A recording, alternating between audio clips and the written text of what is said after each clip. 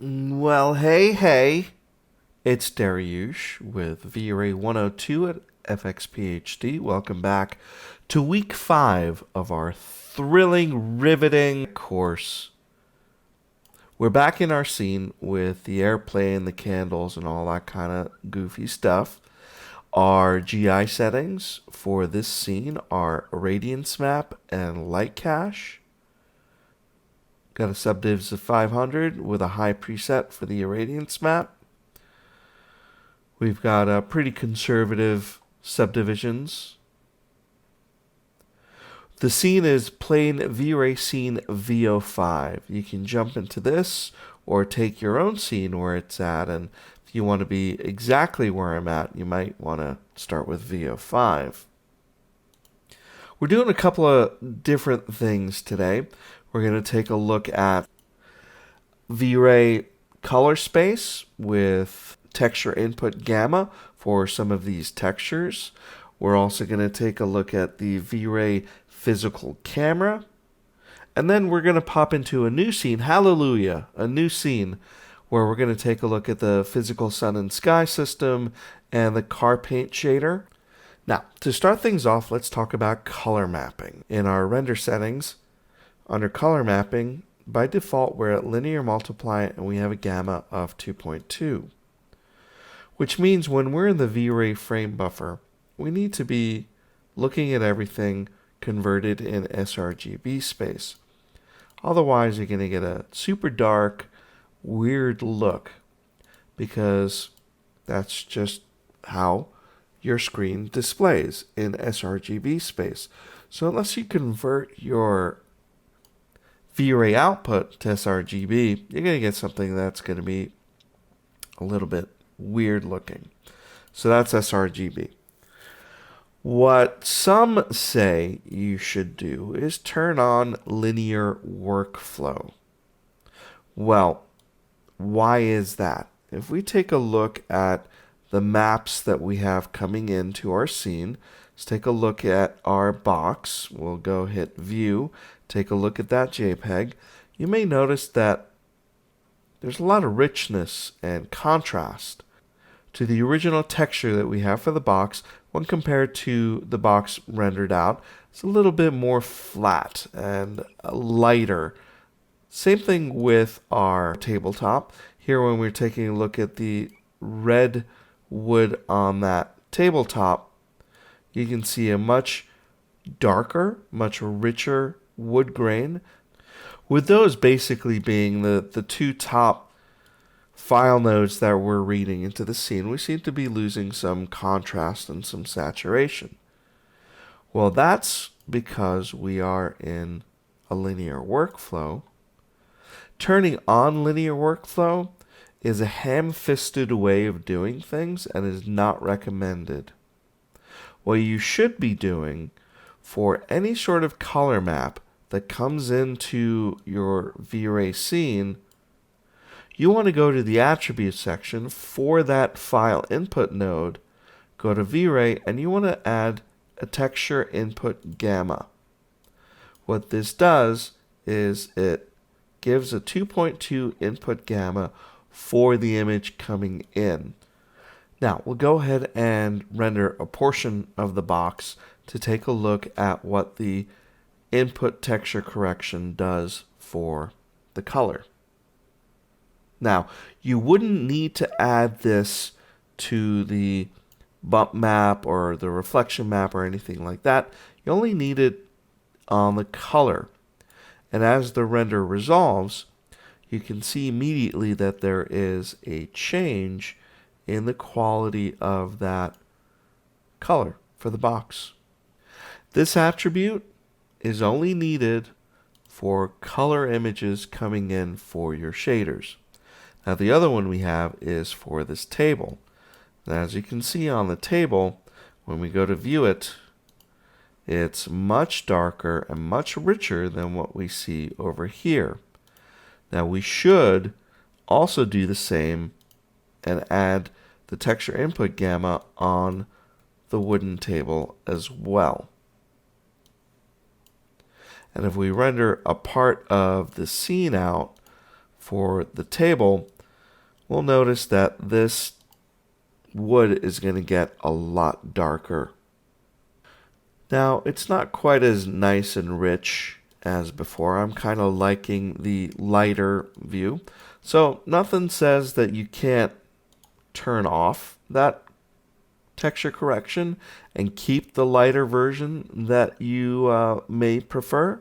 You could also go in and set a color offset, or you can just go into Photoshop and change the coloring for it not to be so very dark. But it is correct the way it's shown here. I just don't like it. So I'm going to back off on the texture input gamma from 2.2. I'm going to set it to, let's say, 1.5. That'll make it a little bit lighter and sort of split the difference, if you will.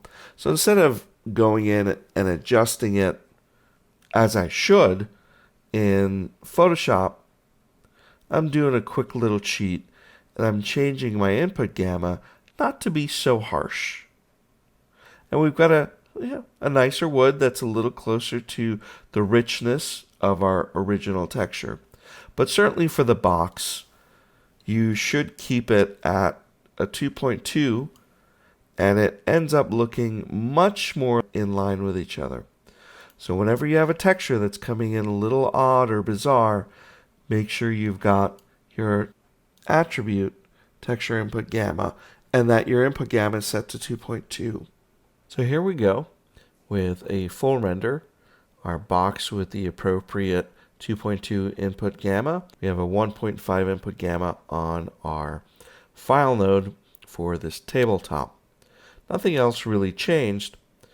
If you take a look in your hypershade, the coloring on the plane is all done through these noise textures. Here's the gray one, here's the yellow one. And you could say the same, there's a difference. It's much more rich in what I see here and not so much over on my airplane. If you go into that noise, because it is a procedural texture, it won't have the same input gamma node that file textures do. Well, we have a little bit of a discrepancy. Two ways to fix that is to just kind of eyeball it. The color we're getting from this noise is coming from the color gain. I could just sort of bring it down to get this to be a little bit more rich. But again, there's still that discrepancy between what I see here and what I'll see over here.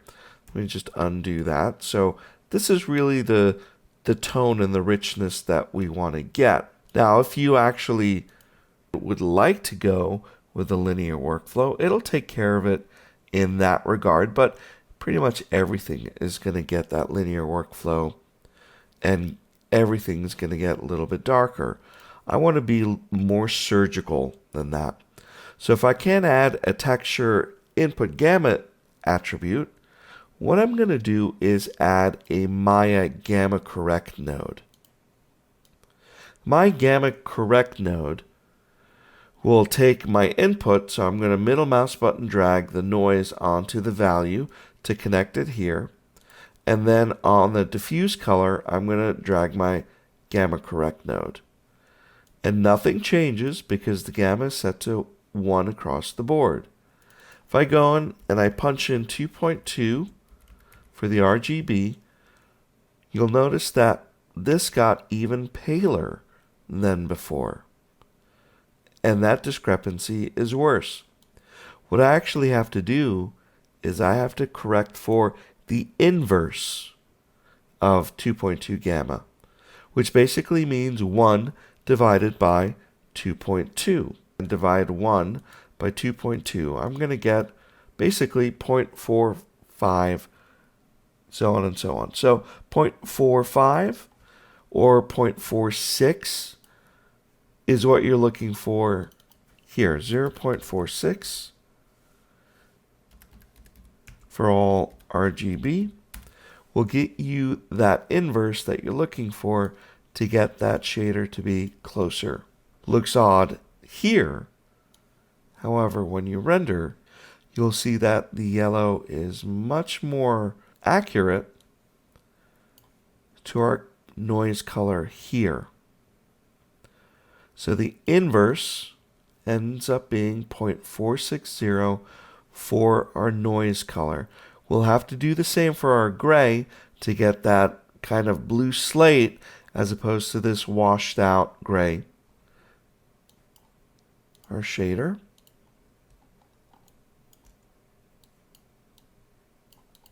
And we'll put a gamma correct in the middle. Connect this to the value, and then connect this to our diffuse color. And then set 0.46.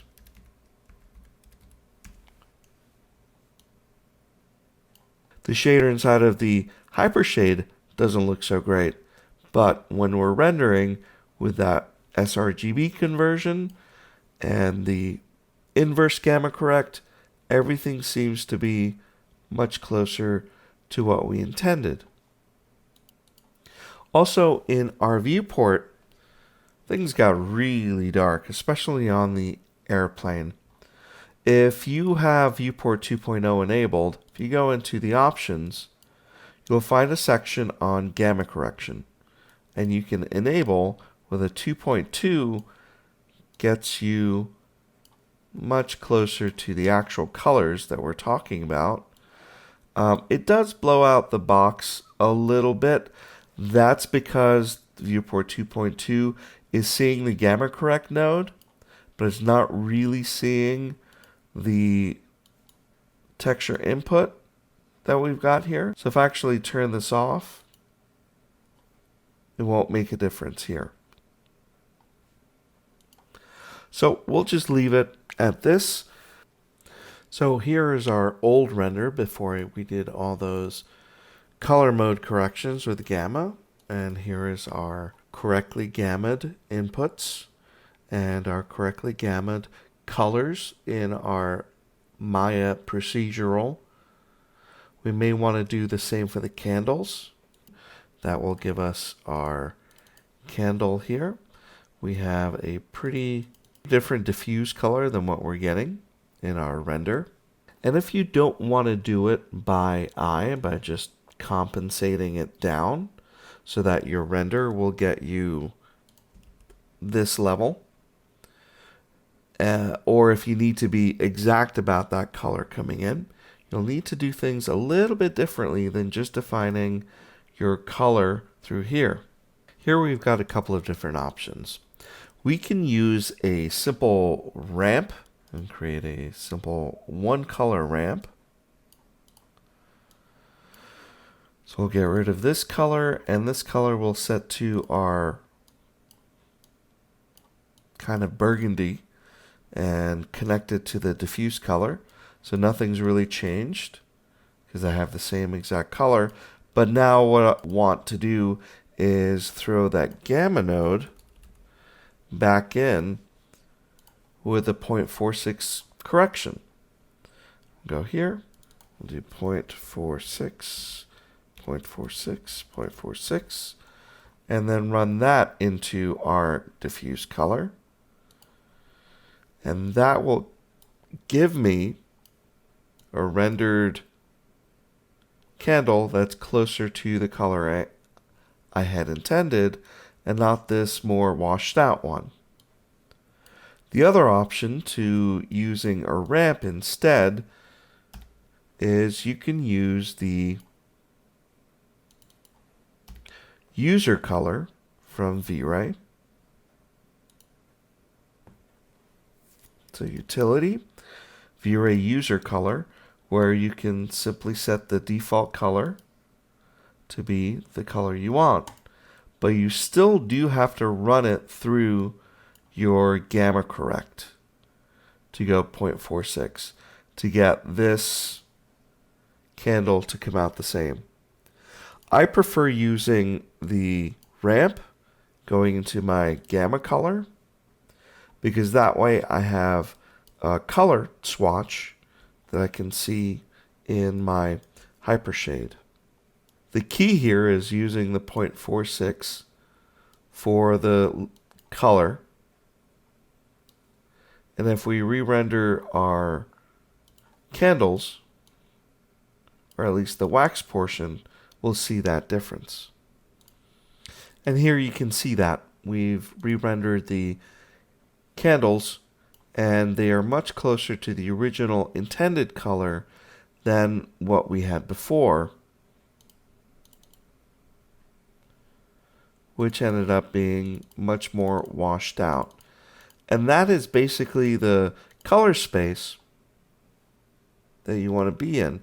You want to be much more surgical than simply using the linear workflow checkbox, because you want to have that control as a professional. It takes a few extra steps with, instead of just using the color picker right here on the diffuse color, you have to make a ramp or the V-Ray user color, and you have to pipe it in through a gamma correct node to get closer to what you want when you're going through linear work and an sRGB conversion in the end. And lastly, we want to put the texture gamma node on our lampshade, which is this file node. Very quickly, we can add texture input gamma, and when we render, we go from the brighter to the darker. That does reduce the amount of light coming through our two-sided shader. So we'd probably want to go in and increase the lighting on our sphere to compensate for that. So I'll probably go up to maybe 90 or so. With the texture input gamma turned on and a intensity of 90 on that light, we're going to get a pretty nice result.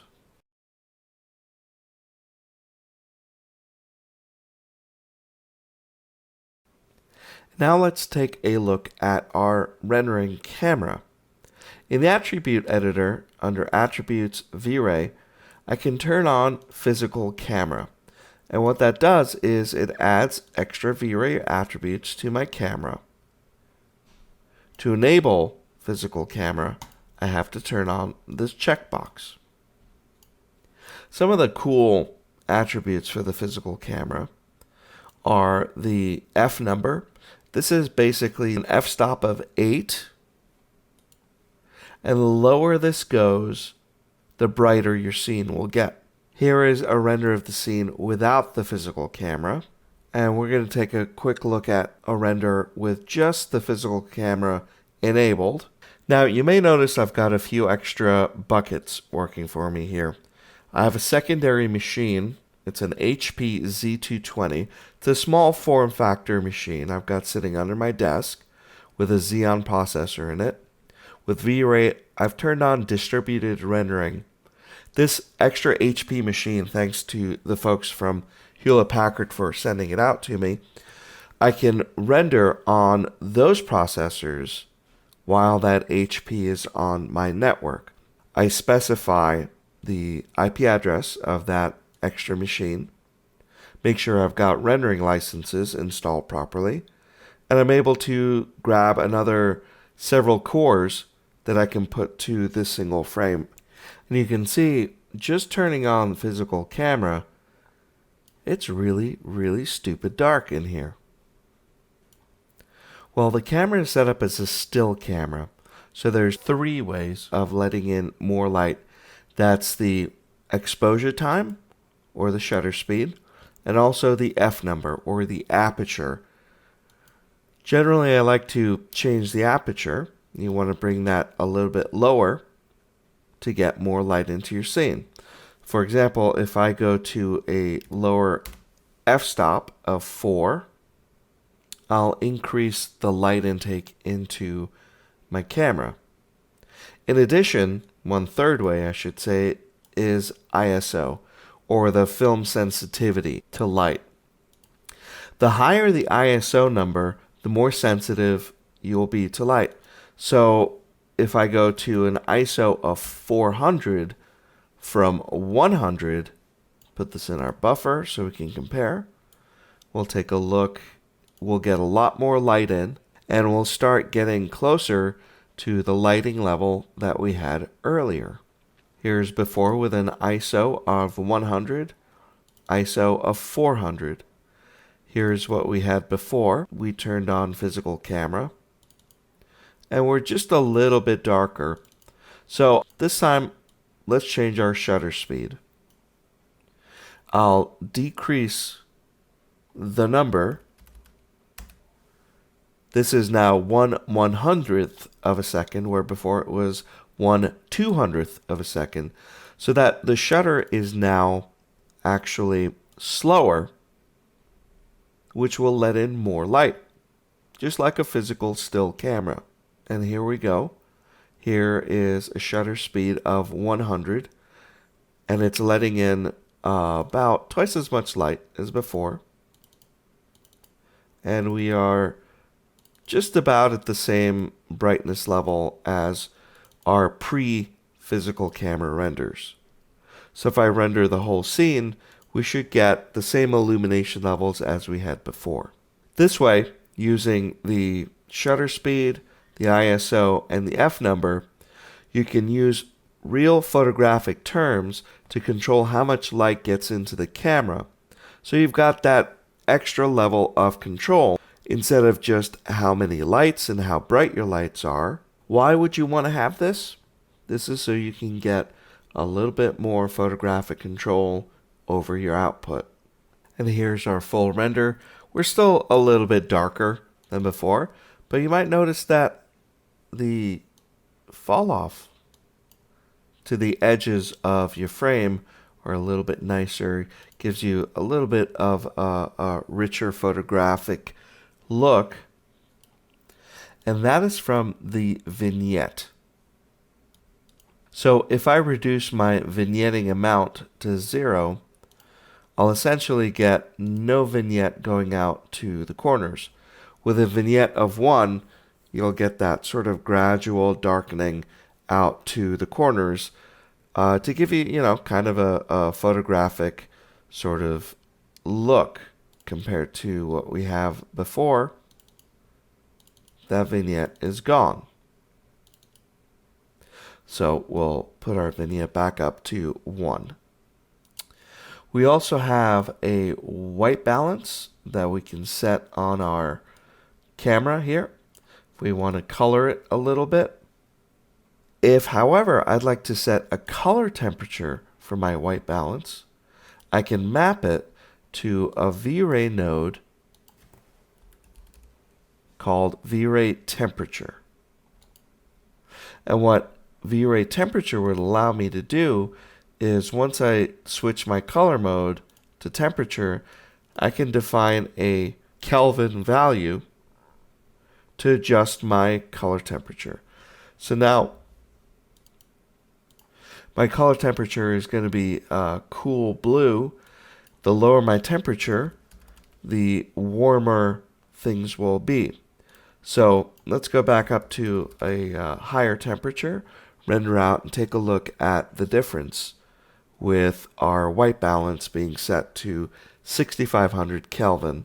And you can see it's changed our color and given us a lot more fuchsia, I should say, into our scene. We get just a little bit of that purple through the temperature. You can, of course, do color as well, but it's just easier if you're doing color not to map your color temperature, but just set the white balance here, whatever white balance I'd like.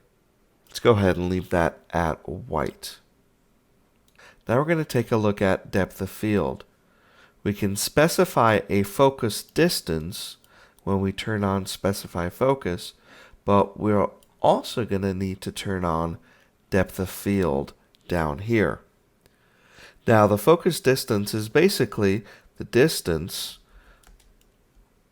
between the camera and where you want your focus to be. And I've used the measure tool in Maya to get this distance. It's about 20 units. Let's actually go to our propeller. There we go, right about there. We've got about 23. So to get focus on my propeller, I'll set my focus distance to 23. Make sure specify focus is turned on and depth of field is turned on as well. We'll go ahead and render a swatch. I've turned off the candles in my scene as that is the thing that'll create the most render time because of the refractions in the glass.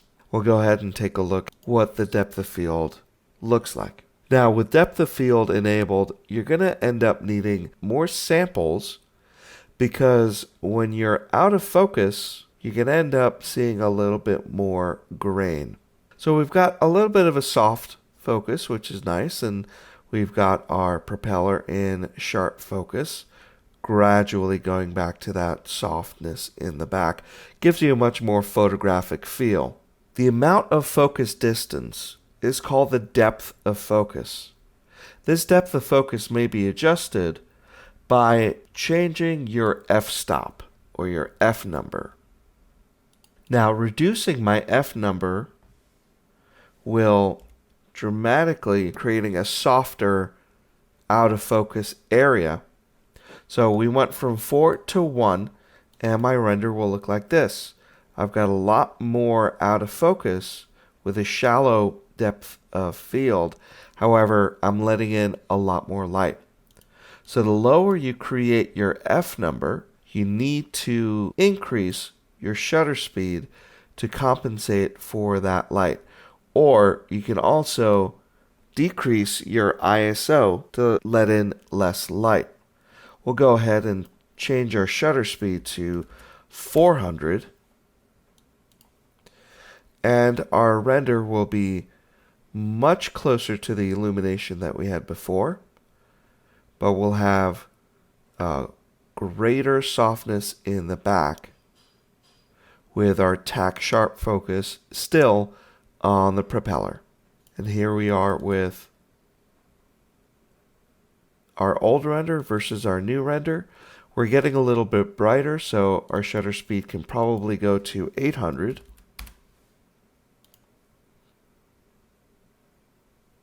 And we'll be a lot closer to matching our illumination from before. But again, we have a much softer background and a shallower depth of field. Here we can compare our last render and our current one. So the illumination is about the same, but we have much more in the background that's soft. We'll have to also compensate with our sampling to create a cleaner render. We'll go to a lower threshold. Let's try 006 and potentially a higher subdivisions. Let's go to 10, and that'll start cleaning up some of this blur noise. Blur definitely gives you quite a bit of noise, so the more blur you have, the higher sample rates will be. And of course, the slower your render will be as well. So with this new sample rate, we have a more manageable noise in the back, a much cleaner render than before, and we have a more photographic look on our objects. Now, let's take a look at the entire scene rendered with our new physical camera settings and this shallow depth of field. Let's turn our candles back on so we have them in the scene. This will take a few minutes to render. And again, having distributed rendering really helps out. So if you have a second system and you have enough render licenses in addition to your primary UI license for V-Ray, there's definitely good cost to get that extra machine on your network and set it up with distributed rendering through the Settings tab. Turn on distributed rendering, click on Settings, put in your IP address, and you should be good to go. Here I've got a small form factor HP machine. It definitely makes rendering a lot easier to deal with. And here we go. We've got a nice depth of field. Everything's nice and pretty soft. Noise isn't too bad. We've got a few little bits of noise on the foreground and background. But this is a pretty aggressive amount of blur. But it looks like an actual photographic camera.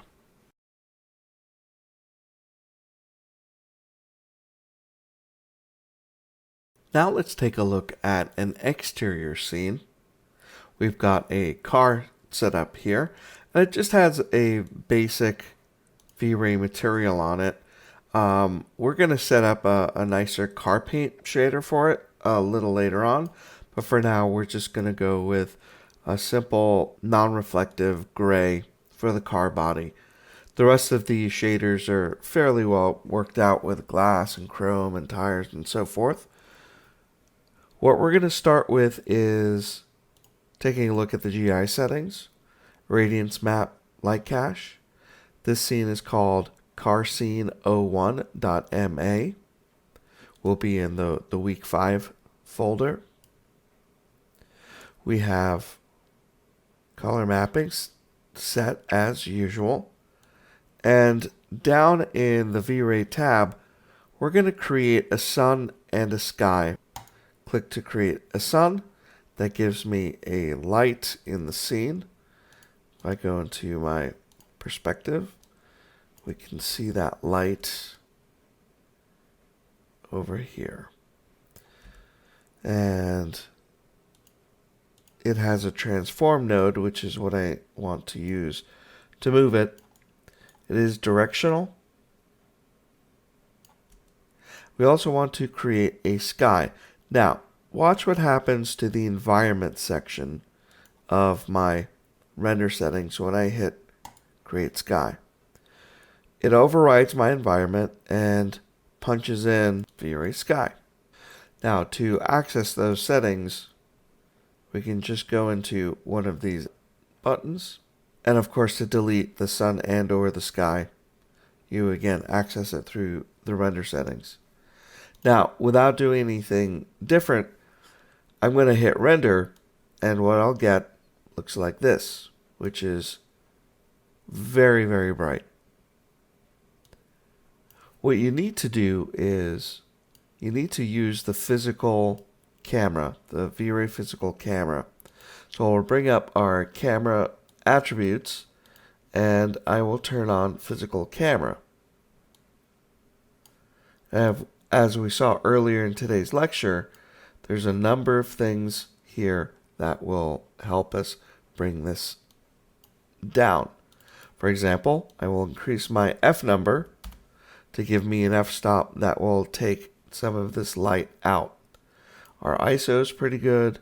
Our shutter speed, we'll set that at 200. And we'll take a look at this lighting now. And as you can start to see, the light coming in through the camera is much more elegant now that we've set a reasonable f-stop and shutter speed, so it's not completely blown out. If you render with no physical camera, you'll have a tougher time controlling the amount of sunlight you're getting, and you'll end up just reducing intensity, which is not always the best thing to do with the sun and sky system. You're going to want that physical camera, and you're going to want to deal with it through your camera attributes. Let's go ahead and hit escape to kill this render. And, we're still a little bit bright.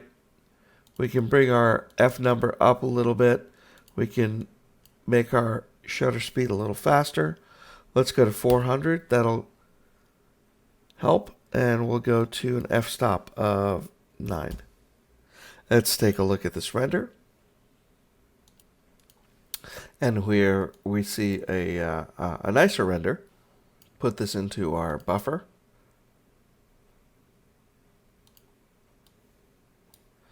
We do have sRGB turned on. Now, it's a very simple system to understand. We have a single light here.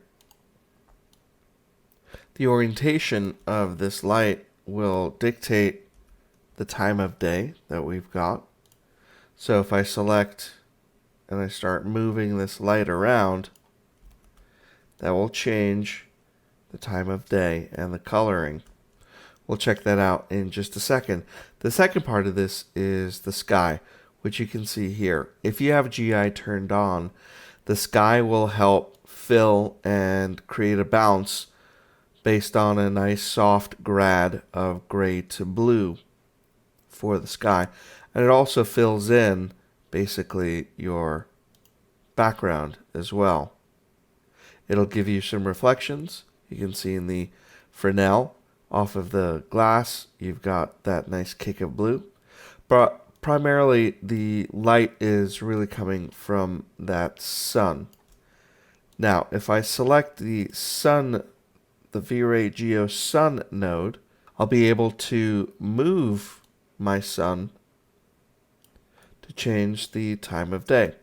For example, if I go straight up, I'm going to have more of a noon time.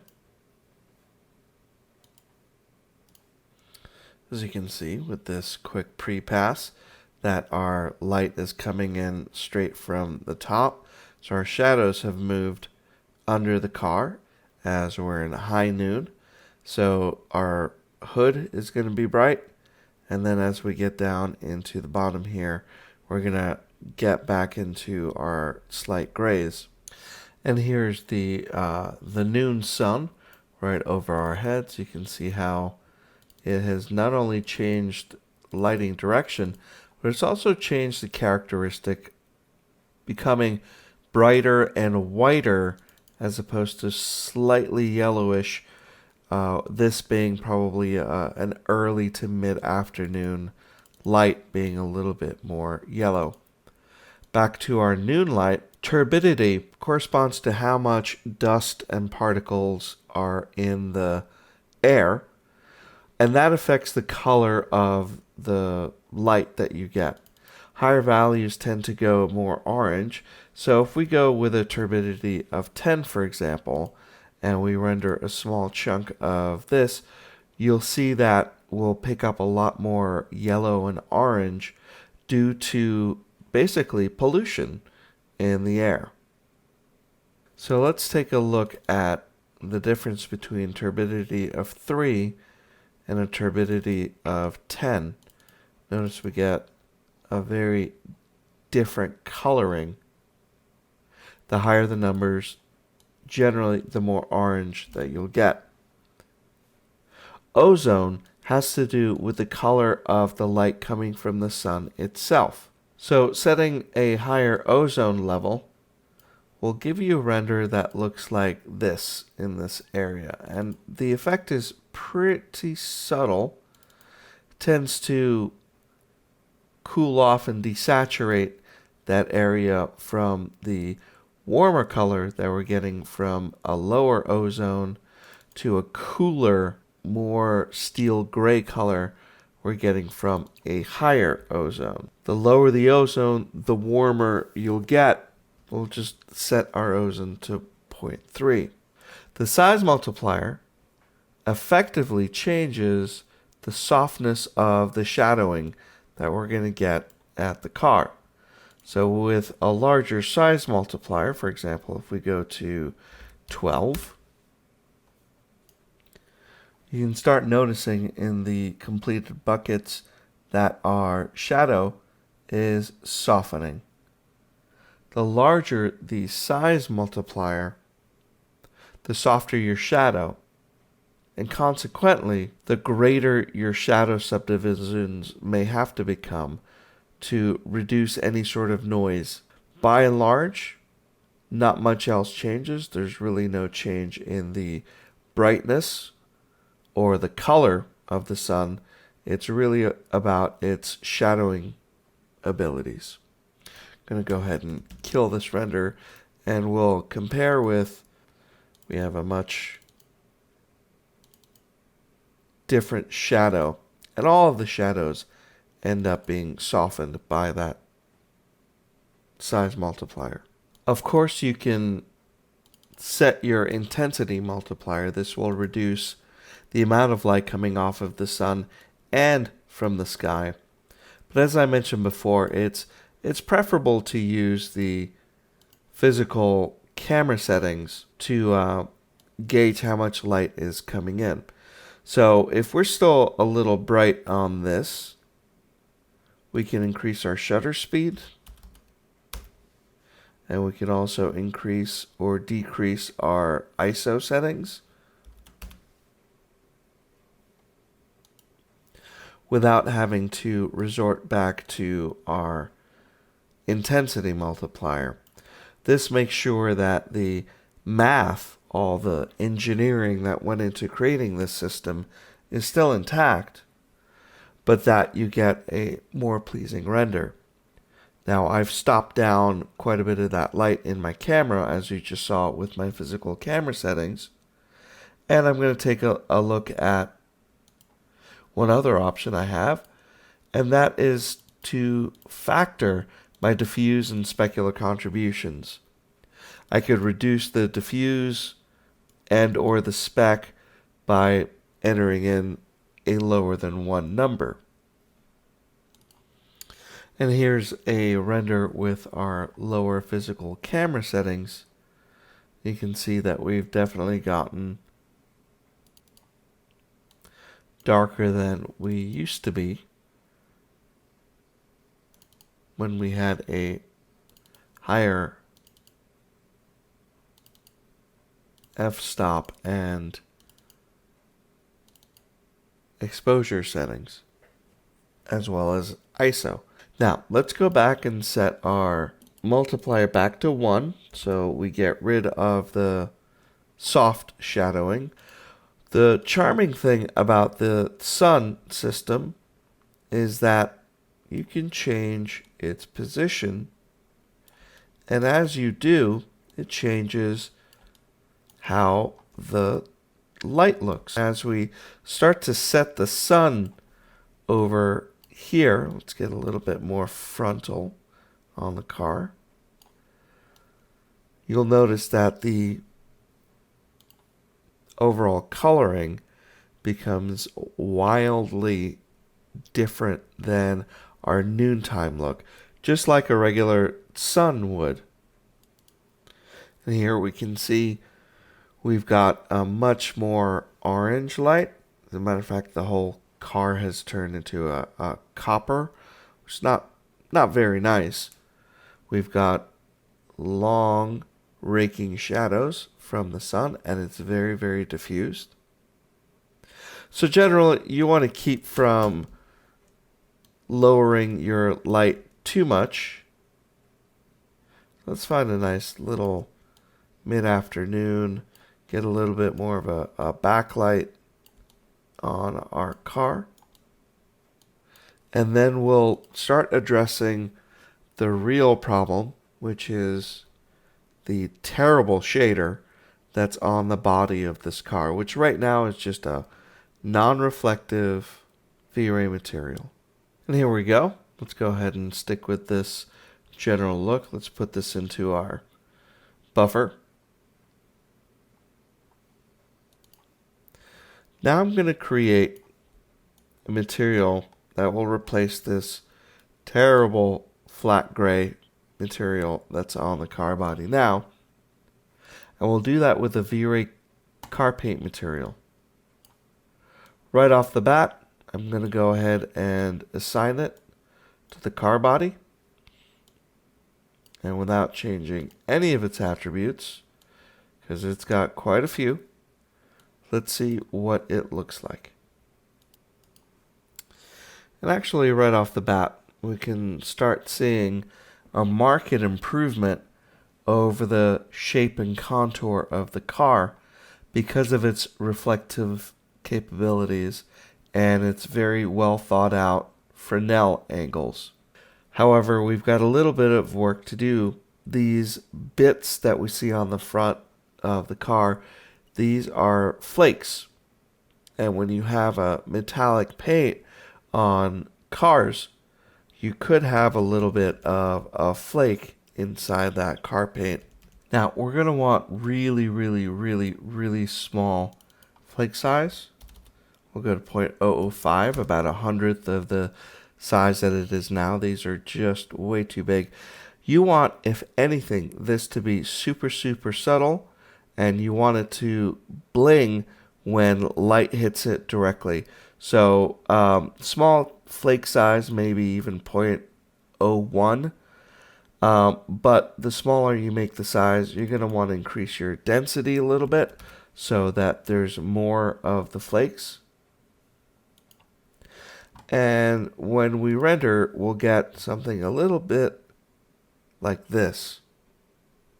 The flake we're not immediately seeing, that'll happen more at a glancing angle when we've got a light that hits the flakes. And it's all about the motion of how the light travels across this to pick up some of the flakes. But you certainly don't want to see bits and bobs in there. To take the flakes out, you can just kill their color, kill their glossiness entirely, and you'll have a car paint that does not have flakes. Now, car paint has a clear coat. This section controls the Fresnel and the reflectivity of how the car looks, and is very much a credit for creating that car look. Coat color governs how much of that Fresnel that you get. The darker that color, the less of this reflection that you'll see. Coat strength is set low, meaning at the angles where you see the flat surface, you won't have much reflection. The greater I increase my coat strength, the more reflection I get over the entire car, which is not going to work out to your advantage because it essentially negates Fresnel.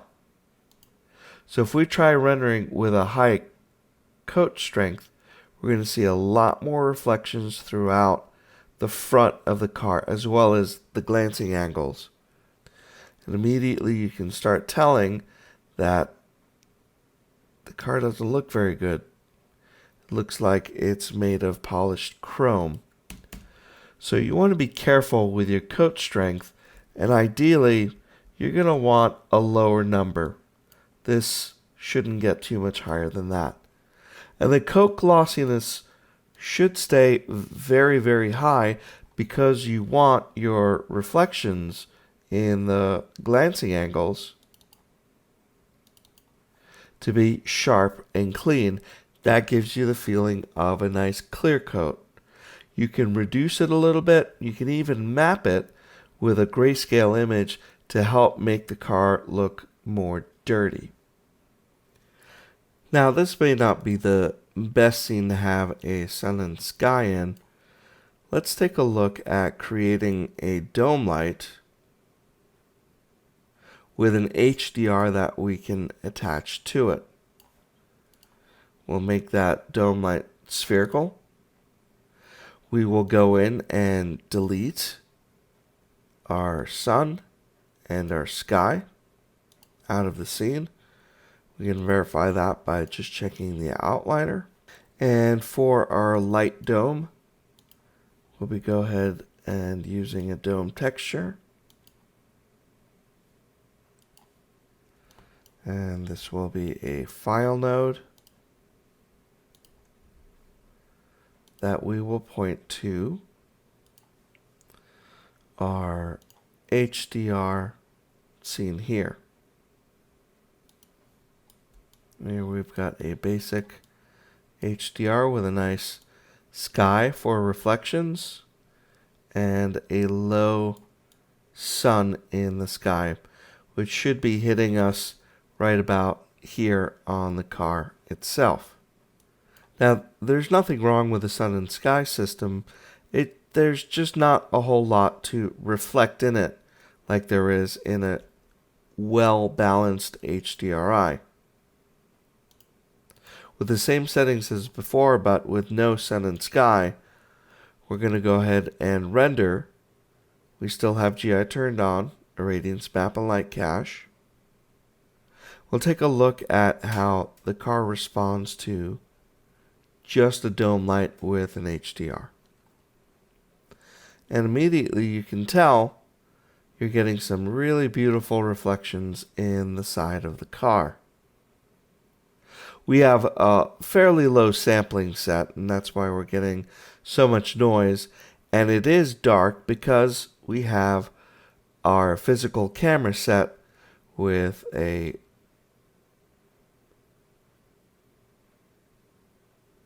several attributes that reduce the light intake. So we'll have to go in, we'll have to open up our aperture, we'll have to let a little bit more light in through ISO. But a number of things look much, much nicer. For example, our wheel rims, compared to the sun and sky, are quite nicer, look much more juicy than before, because there's a lot more dark in there. Same thing with our tires. Let's go in and open up our camera and take a look at our extra V-Ray attributes for our physical camera. And we can open up our aperture a little bit, give us a better f-stop number. Our ISO is pretty good, and our shutter speed's pretty good. Let's make that a little bit slower, get us more light. And let's see what our car looks like now. And you can see we definitely have increased our light input. And we've got some nice things going on, but overall we're a little bit too exposed. So I'll kill the render. You're going to want to go in and play with some of your physical camera settings. You can even turn the physical camera off. We're not using the sun and sky anymore, so we're back to normal renders. And rendering now without the physical camera, we can still kind of tell we're a little bright. So instead of adjusting camera settings as we've done before, we'll want to go in and start adjusting our light intensities. We're going to bring this down, and so on and so forth, to get the look that you're desiring.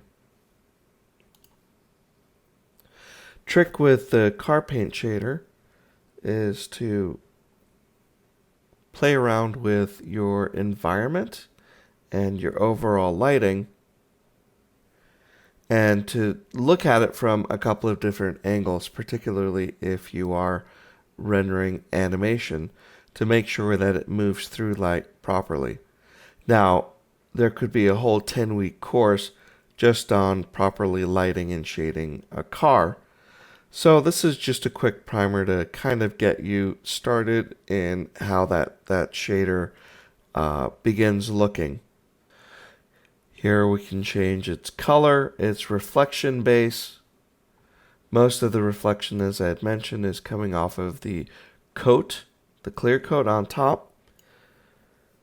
And your base glossiness, you're going to want to keep this a little bit lower for the base than you would for your coat. That's about all we're going to take a look at for the car paint shader. A little bit of fiddling around will teach you quite a lot on your own now that you know what the bulk of the attributes will do.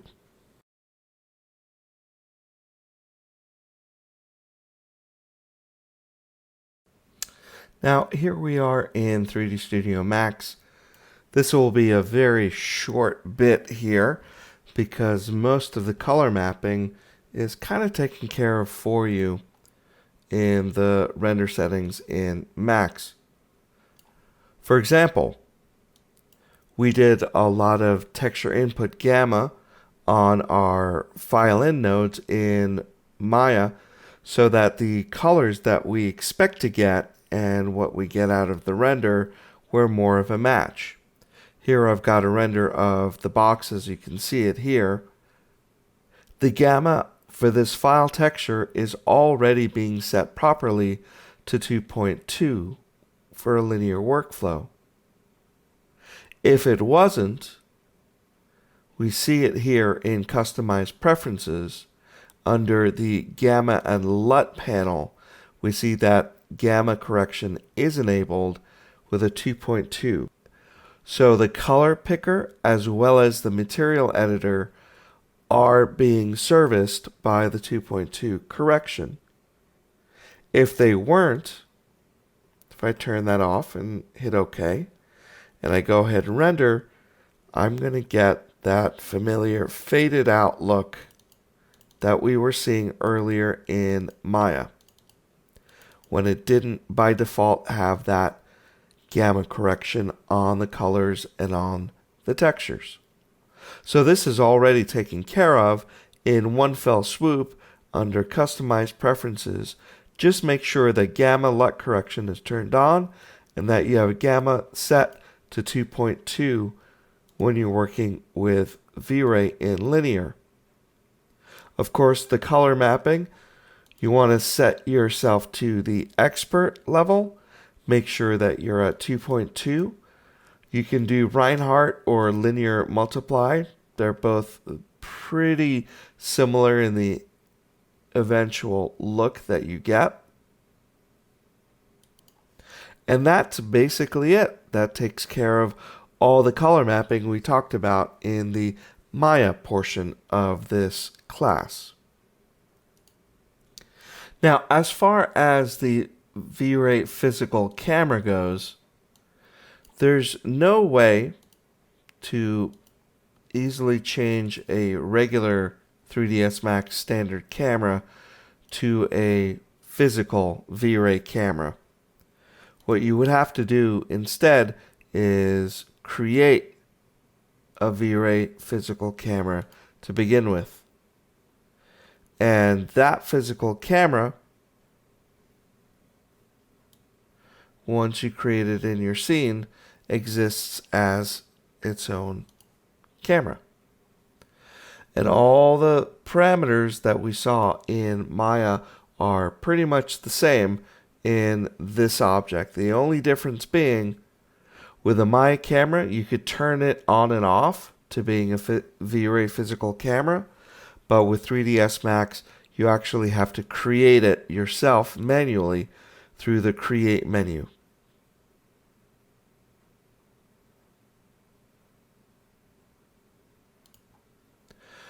But pretty much all the parameters and all the values are the same as we discussed in the Maya portion of the video.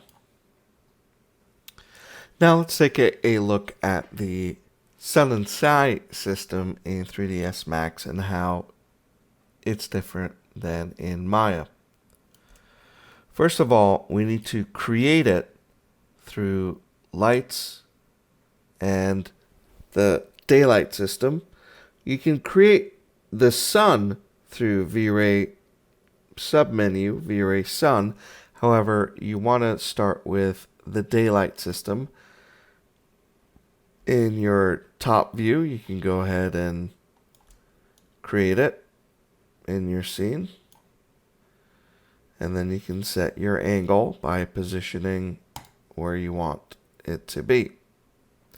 You can see that. That is our daylight system right there. Now, before we go in and start rendering anything out, we need to go into the daylight system itself in the Modify panel. And towards the top here, we need to set the sunlight, make sure it's active, and we need to set it to the V-Ray Sun. It's going to add a V-Ray Sky environment map. We're going to hit yes. And we want it to replace the existing environment slot map. Yes, again. Now for the skylight, you want to make sure that's not active and you want no skylight in here at all. So when you render through the physical camera, it'll really take out a lot of that excess light. Now with Maya, we were able to select our light and basically move it. However, that's not the case in Max. You're not allowed to really move that.